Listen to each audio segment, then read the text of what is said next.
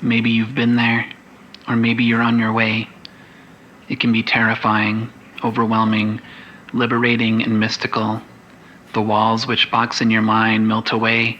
The edges of your body are no longer the edges of your awareness, and suddenly you are awareness.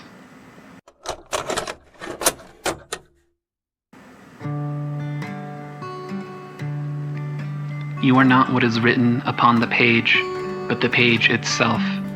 Your thoughts are no longer extensions of you, but objects in space and time, like a stone or a moment. They come and go, pass by with no need for involvement. You do not feel the need to identify with them, and just like that, you are aware. You are not your thoughts. You are not your emotions.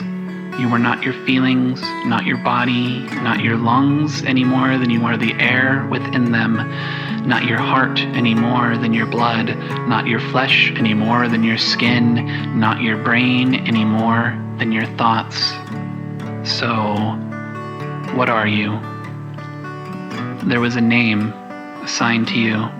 There was a gender, a hair color, a skin tone, a body with mutations, genitals, and frustrations. There were moments in time when you were tested, asked who you would be, times you made decisions and called those decisions yourself, your nature. But you are nature, a part of it, not apart from it.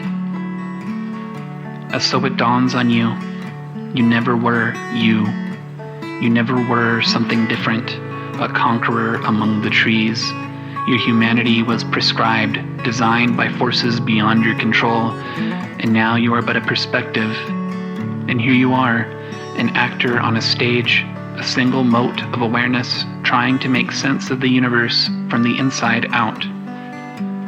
And somehow, in this moment, instead of looking outward to the moon and stars, you chose to look within.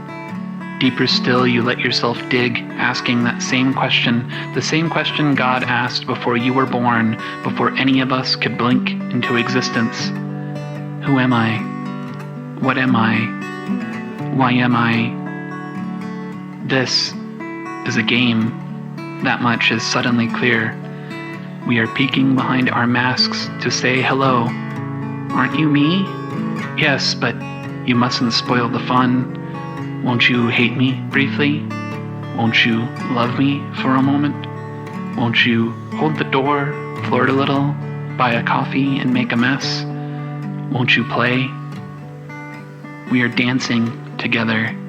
Now exists so that we may dance, that we may learn the steps of cooperation, the rhythm of music, the polarity of major and minor, the correspondence, music to time, time to space, the awareness of the pattern allowing the pattern to manifest at all, causing the great waves which ripple out from your indignant joy, your all-consuming passion and love. And then you are here again, on the outside, remembering. It was all perfect. It was all exactly what it was meant to be. So now that the ego has died, you have limited options. If you see through it all, if you know the jig is up and the rules of the game have been revealed, how must you respond? Are you done? Shall you take up a life of hermitage, fishing on lakes to partake of your own flesh, to allow your body to rot slowly in solitude behind closed doors, beside a hearth and a pillow? You may. Shall you stay among the people, a beacon of morality and contentment, poor in coin but humble of spirit, serving the ashram and scouring the soul? You may. But more likely, the most likely, you must remain who you are. You probably have connections, partners, children, parents, friends, lovers, workmates, flatmates, bedmates. You may have animals, property, possessions, and passions. Wasn't your love for your dog you? Wasn't your passion for collecting you? Was that not all ego?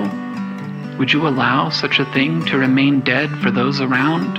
if you have the power to bring it back to life. What comes now is resurrection. Your ego death may have been bloody and frightening. Your time in the grave may have been black and unknowable, but it is now Easter Sunday, and you have been given a new incarnation, a body aware of its nature but not blind to its humanity and imperfections. You can recognize your karma. You can work with the rules of the game. You can help those around you dance and play. You can be a guiding light, a roadblock, a challenge, or an ally. You can learn and grow and breathe and be truly grateful for the opportunity. Food cannot sit in the stomach of a ghost, you fool. Hands cannot be held without the bones, muscles, and the electricity of love. This is now. You are here now. You are where you are meant to be, and the purpose of reincarnation, either between lives or within this one, is to smile, change, grow, and play with the eyes of a child on Easter, seeking eggs, trinkets, cash, and candies. And when it grows dull, when the toys lose their luster, when the music sounds like gasoline and gravel and the movies fail to block or buster, when the light of your heart grows dim and the ways of the world way too heavy to amble on, you'll know exactly what to do and to what part of yourself to take the knife. Because your ego needs to be reminded exactly who's boss around here. And if it doesn't play along, you can always make a new one.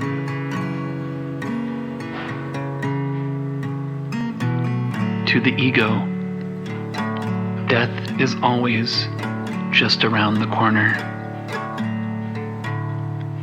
Thank you to my patrons and Complete Club members, Flem de la Fleming, Chris Curious, Martina Duran, Matthew Brady, and Walkin' on Cats.